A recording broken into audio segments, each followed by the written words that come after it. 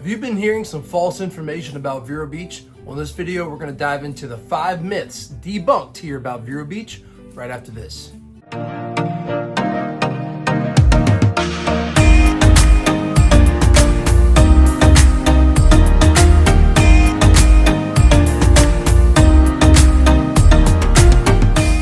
What's going on, guys? My name is Andrew Pinch. I'm a local realtor down here in beautiful Vero Beach and Sebastian, Florida. If you're looking for a channel that goes over how to live, eat, sleep, play, and buy real estate anywhere in the Florida East Coast, then please like this video, tap that subscribe button, and hit that notification bell because you'll be notified every single time that I upload a new video.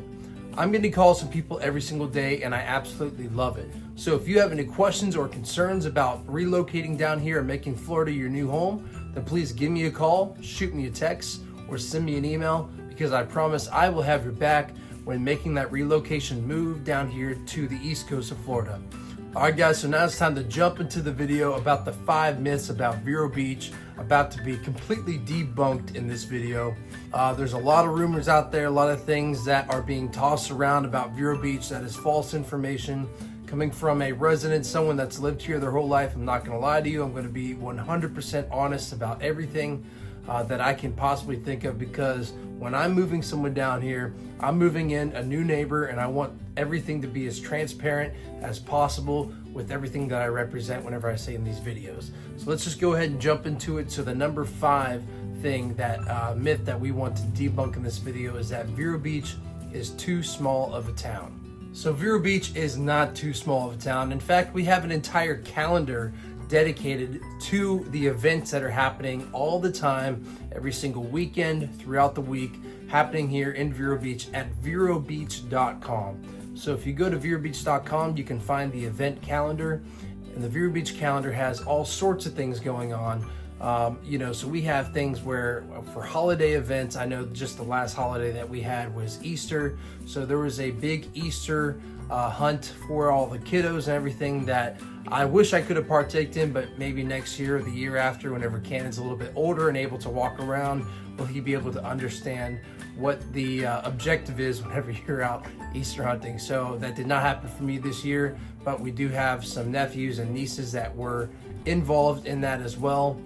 We've got air shows, we've got boat shows, we've got marine flea markets, beer and brew festivals, seafood festivals, and much, much more that's on that calendar, ready to go. All you have to do is just look at the calendar, make your plans for the next weekend, and show up at that verobeach.com or what the verobeach.com address tells you to go to, and you'll be there with a nice big event with plenty of things to do and meet plenty of new people that have now started to make Vero Beach their home. Another thing that Vero Beach has to offer is we have a great downtown. So downtown Vero Beach, we've got all sorts of things going on. We've got the restaurants, we've got the bars, of course, as what every downtown should have. But on top of that, we've got some places where you can have some wine, sit down and paint a picture. In the same area, just in the back in that same store, there's some places where they have these clay moldings of all sorts of characters and people from movies, where your kids can sit down, enjoy painting these clay characters to bring home for art projects. We've got other stuff for breakfast, so great breakfast places, great lunch places. My personal favorite there is Taco Dive, and we've got some Irish pubs there too. Sean Ryan Irish Pub, one of the best places to get a Guinness and some nice Irish food there too. There's also some parks there. So there's some parks that where there's Pocahontas Park, and that's where a lot of people and a lot of parents bring their kids to go. It's a great playground. And then also there's a lot of events that happen downtown Vero Beach too. So they'll shut it down. There's places like the Hibiscus Festival where they'll shut it down. They've got the downtown Vero Beach on the last Friday of every month, where they also shut down the downtown area and have tents up, all sorts of, just different venues and small businesses there to have their tents and sell their product. And it's just overall a great way to get in touch with your new town of Vero Beach whenever you come down here and get acclimated to the atmosphere. That is one of my favorite things to recommend to people, is on Friday nights at the end of the month, is to go to that Vero Beach downtown event, and then just follow the calendar for every other event happening from that point forward. So You know, when you get here, get onto that computer, log on, see the calendar events, and I promise you, you will not be disappointed with all the stuff going on in your new town when you move here. Also, everything that I mentioned, almost everything that I mentioned on that's going on with downtown Vero Beach, you can also see on Ocean Drive. So Ocean Drive, you've got places like the Ocean Grill, you've got Mulligan's inside the same parking lot area. You've got all sorts of boutiques and shops up and down Ocean Drive there. You've got bars like the Sailfish Brewery. You've got El Cid, which is a taco place right there on the beach. Solmar, which is another bar. The Boiler, another bar. You can't find an excuse of not having something to do when living here in Vero Beach, because there's just always something that you can find and a place that you can go for either a family trip or just a trip out alone if you're a retired couple, or just a place if you're a single guy, single girl, looking to go out and enjoy the town that you just moved to, making the best of it. Maybe you landed a job, maybe you're a traveling nurse.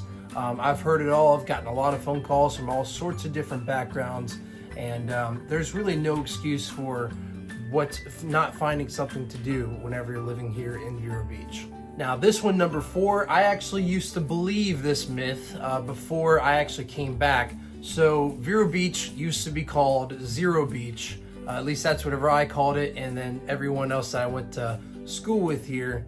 And it's really started to kind of turn itself around. That name is being left in the dust. It is not Zero Beach anymore. The secret's out. There's plenty of businesses moving in, plenty of people coming in.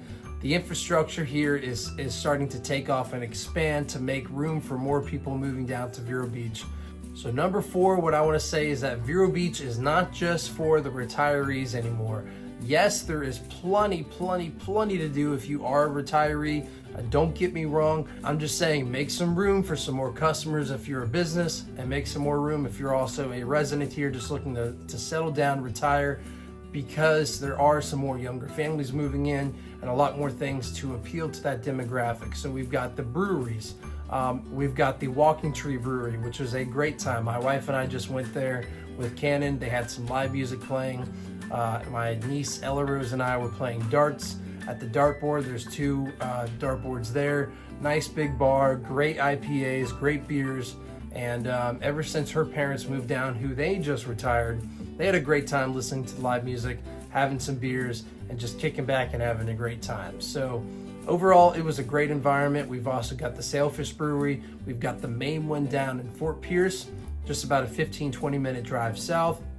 We've got one here in Vero Beach off of Ocean Drive, and that's another great place to go to. We've got the American Icon Brewery. That is a great little spot there too. That is good for everyone. I mean, I've seen all ages enjoy the American Icon Brewery food and beer list too. So just letting you know that there are a lot more up and coming things like that going on. There's also some trendy restaurants. So these trendy restaurants, I'm sure, I used to own a place that served acai bowls and smoothies up in Orlando. I didn't think that there would be a market for it in Vero Beach. I just didn't think the demographic fit what the trendy restaurant that I was trying to go to. So I ended up moving it to Orlando next to UCF. But guess what? I was wrong. There's a lot of good restaurants here that serve those acai bowls. Another one that I considered doing was poke bowls, so sushi bowls. There's some great spots here that serve sushi bowls and poke bowls as well. And it's not something that I ever really thought would make its way to Vero Beach. Vero Beach was always kind of like the comfort foods or really 5-star fine dining restaurants that you find on the beach here. I just didn't see restaurants kind of like Fresh Kitchen that you may be familiar with. Bolé might be another one. Poke Works, all those kind of things, those different types of restaurants really fitting into the Vero Beach area. But what's happening is a lot of smaller companies, or not really even companies, but smaller families, mom and pop shops are starting to catch on to these trends, and they're opening up their own version of these. So, which I think is great. I mean, do I want another big franchise to move here? No. I want to keep it to the mom and pops. I want to keep Vero Beach with the same charm, small town charm that it has always had, but then bring in those trendy restaurants with a little bit of a twist of what the mom and pop shops can offer. No, they're probably not going to be open 7 days a week. They're probably going to close up on Monday. Yes, their hours may be a little bit weirder and harder to get into because it is a mom and pop shop. But listen, you have to work with them. You have to support the small businesses. You have to support the hustle that they're giving day in, day out to keep Vero Beach this smaller town charm that they've been offering, or that it has been for such a long time. We've also got some great coffee shops. We've got Rio Coco Cafe. That is my personal favorite. They've got 2 locations. One of them is by the airport, and then one of them is, of course, downtown. We've got the 1420 coffee shop, and Rio Coco is really just one of my favorites because their cause is so good. They're building schools out in third world countries. They're educating children, and just overall, your profits are going to a really, really good cause that you can see. They have a TV playing in the corner where they're constantly playing replays and rolls of them out there building schools, building water purification systems, educating the children there. And it's really just a really great cause. And I 100% back that movement because it's something that's necessary. Another thing that the younger generation can kind of commingle with the older generation and the retirees is all the outdoor activities that Vero Beach has to offer too. We've got all sorts of hiking trails. We've got fishing places. So we've got places underneath the bridge where if you don't have a boat or don't have access to one, you can still toss out a line, enjoy some fishing. We've got some places where if you do have the boat, you've got options such as the Fort Pierce Cove to go down to. So the Cove is my personal favorite place to go. I go all the way at the end into this, it's kind of like Disappearing Island whenever I lived in New Smyrna, to where whenever the tide gets lower, it makes this nice island for everyone to kind of enjoy and run around on. The dogs can run around, the kids can run around, have a good time. You could play, you have a couple brewskis, and you can enjoy different things such as playing frisbee, throwing the football, different drinking games are going on there as well. So there's the one where you have I can't remember the name of it, but you have a beer bottle sitting on top of a PVC pipe and you're sitting there trying to throw the frisbee to knock it over. You got to catch it on the way down. I don't know, there's all sorts of fun stuff that's going on over there too. So the Cove is one where, depending on which area you're in, there's some younger areas where you'll see the kids who are 21 through 27, 28, kind of owning this part of the island, and you've got the families on this part of the Cove, and then you've got the older retirees kind of commingling and existing throughout it all, but usually they stay by the younger families. So that's awesome. You've also got the Sebastian Sandbar. That's more of a family-oriented sandbar. That's probably where I'm going to be migrating to now that Cannon's getting a little bit older and we want to be around more families and less around all the drinking and all the kind of stuff going on there. You've got places, this is Hannah's mom's favorite thing to do. She loves to kayak.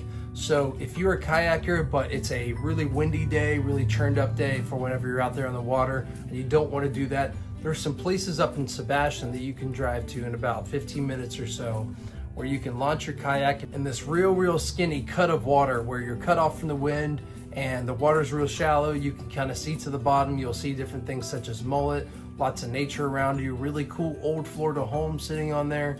So that is a really great spot to go if you're a kayaking fan. And also, yes, I'm going to mention golf here in the number 4 myth with the retirees, because I personally love golf, and there's some awesome courses here where you don't have to be the best golfer, you don't have to be the quickest golfer. And one of the spots that I'm talking about where my wife and I love to go out and play is Island Pines Golf Course. So there's the Holiday Pines neighborhood, which is how I discovered it. One of my buddies bought a house in Holiday Pines backed up to the golf course. Island Pines is the course that makes up around that area.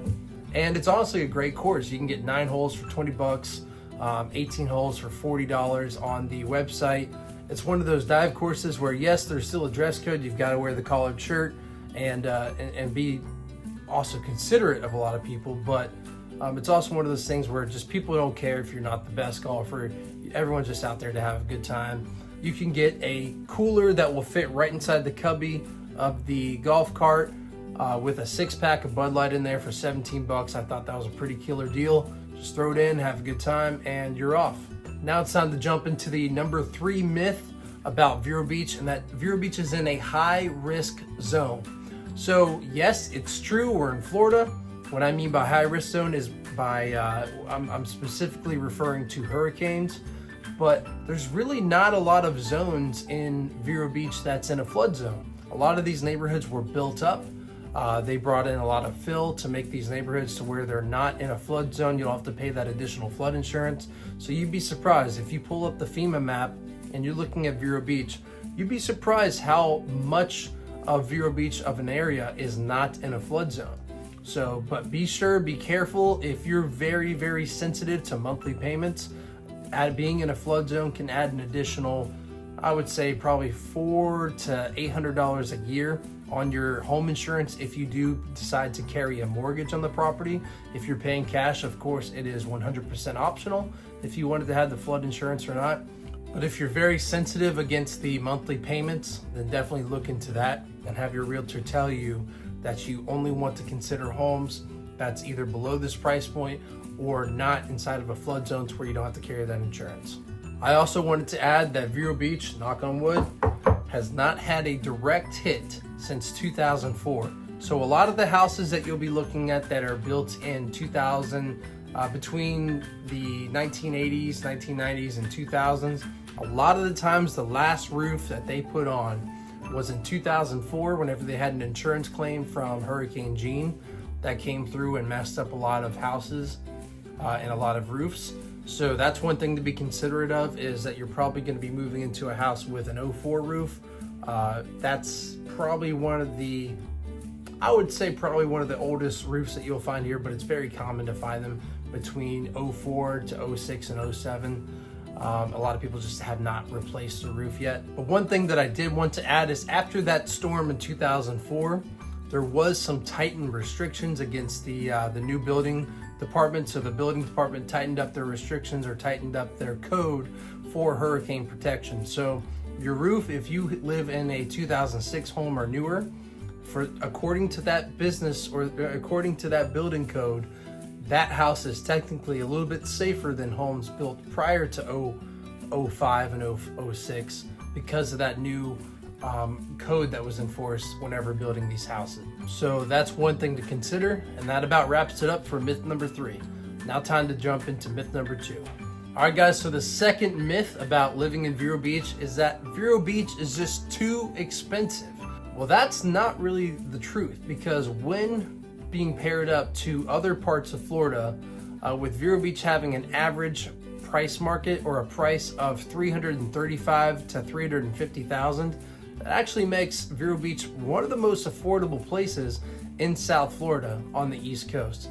I mean, there's not a lot of places south of Vero Beach where you can get a nice 3-bedroom, 2-bath concrete block home within the 330s to 350s. There's plenty of spots like that or houses like that here in Vero, and a lot of them are also sitting on pretty good size lots too. So 1/4 acre, a little bit under, a little bit over, and you're still underneath that $400,000 range for a house like that. So I think it's actually a really, really good deal. There's still a lot of potential here, a lot of room for growth. I don't want prices to go up much higher than they have been, because we're starting to price out a lot of the locals and people that I grew up with. But it's just a part of reality. A lot of people are moving here. People are coming from New York, New Jersey, taking their money from selling their houses or selling their business and moving it over into property here. And it's hurting the locals quite a bit. But I still think, with that all being said, $330,000 to $350,000 for a nice, decent move-in ready home, or maybe one that just needs a little bit of tweaking, a little bit of updating, is not that bad to have that as an average price point. Also, one more thing I wanted to talk about is that the cost of living is not that bad here as well.